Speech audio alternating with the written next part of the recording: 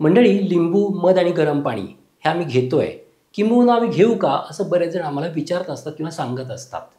मग त्यावेळेस आम्हाला विचारलं जातं, की खरंच हे आरोग्यासाठी योग्य आहे का? आयुर्वेदानुसार जर पाहिलं, तर लिंबू हे आम्ल रसाचं आहे, म्हणजे आंबट आहे, म्हणजे त्याच्यामध्ये थोडं उष्णत्व पण आहे.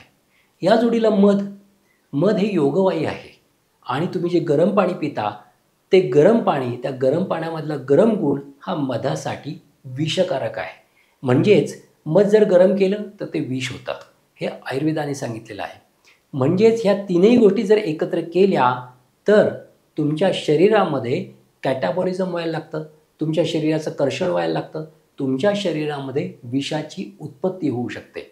यासाठी ह्या 3 गोष्टी जर कॉम्बिनेशनमध्ये घेत असाल तर सावधगिरीनेच घ्या, प्रमाणामध्ये घ्या. जर मध, लिंबू पण साधं पाणी जर घेतलं तर त्याचा तोटा नाही. परंतु त्याबरोबर जर तुम्ही गरम पाणी एकत्र केलं तर त्याचा तोटा किंवा त्याचा त्रास तुम्हाला होऊ शकतो. याशिवाय जर तुमची आम्ल प्रकृती असेल, पित्त प्रकृती असेल, तुम्हाला पित्ताचा त्रास होत असेल, तर मध, लिंबू आणि पाणी हे तुम्हाला चालणार नाही आहे. तुमच्या शरीरामध्ये पित्त वाढू शकतं, हे लक्षात ठेवा.